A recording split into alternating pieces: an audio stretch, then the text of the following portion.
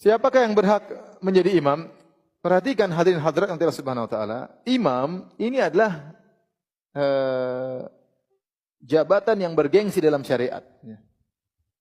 Kalau dalam dunia mungkin ya gajinya kecil ya mungkin. Tapi kalau dalam syariat seorang menjadi imam ini predikat yang tinggi. Maka tidak sembarang orang boleh jadi apa? Imam. Maka Nabi SAW memberikan persyaratan. Kata Nabi SAW, ya ummukum akra'ukum li kitabillah. Yang jadi imam adalah yang paling mahir baca Al-Quran. Ya. Tidak boleh sembarangan. Ya. Ya. Kalau ternyata Islamnya sama, yang paling paham tentang sunnah. Ya. Artinya, tapi yang paling pertama adalah yang akra'ukum li kitabillah. Yang paling mahir tentang apa Al-Quran. Dengan syarat dia tahu tentang fikih-fikih berkaitan dengan imam. Ya, fikih-fikih berkaitan dengan imam. Misalnya, ada dua orang, yang satu dia fakih, dia ustaz, tapi hafalannya tidak banyak.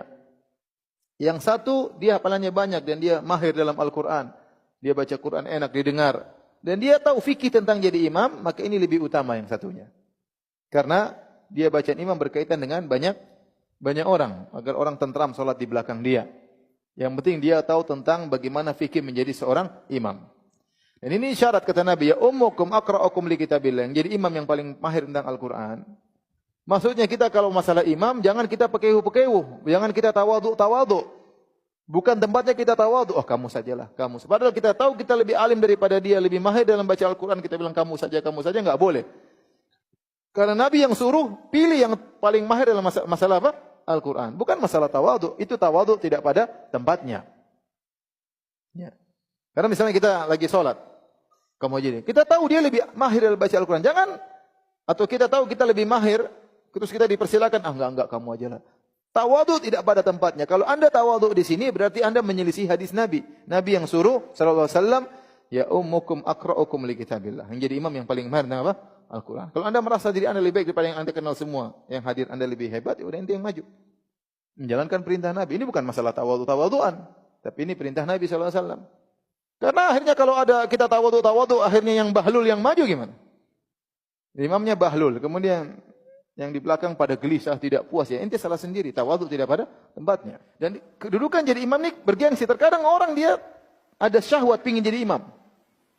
Dia ada hawa nafsu untuk jadi imam. Kalau memang dia pantas ya silakan. Tapi kalau dia enggak pantas enggak boleh, jangan kita jadikan dia imam. Kecuali memang dia yang punya masjid ya lain cerita. Atau dia yang berkuasa di situ lain cerita. Tapi seandainya kita disuruh milih, jangan pilih dia. Kita bilang kita kumpul, memang kamu yang paling tua. Karena paling tua itu pilihan belakangan ya. Masih ada yang lebih utama untuk dilihat. Yaitu masalah kemahiran dalam Al-Quran. Ya. Karena ada sebagian tempat, sebagian saya pernah pergi ke satu daerah, yang jadi imam selalu yang paling apa? Tua. Tapi kalau tua, kemudian ternyata tajwidnya kurang bagus, hafalannya sedikit, ya. Terkadang baca suaranya enggak kedengaran, ya. Ini kan mengganggu yang lain, kasihan. Jamaah tidak semangat sholat tarawih. Terus kalau baca terlalu lama, ya.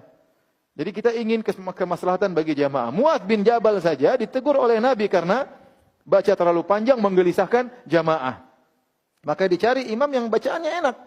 Ya, tentu dengan dia juga orang bertakwa dan dia tahu fikih bagaimana menjadi imam, bagaimana kalau dia batal di tengah jalan, bagaimana kalau terjadi sesuatu, bagaimana kalau gempa, dia harus ngerti. Bagaimana kalau dia lupa, ya, dia harus ngerti masalah-masalah fikih yang berkaitan dengan imam. Jadi saya ingatkan, imam adalah kedudukan bergengsi dalam syariat. Ya, kedudukan yang predikat yang tinggi, maka tidak sembarang orang boleh menjadi imam. Kata Nabi, ya ummukum akra'ukum li kitabillah. Jadi imam adalah yang paling mahir dalam Al-Quran.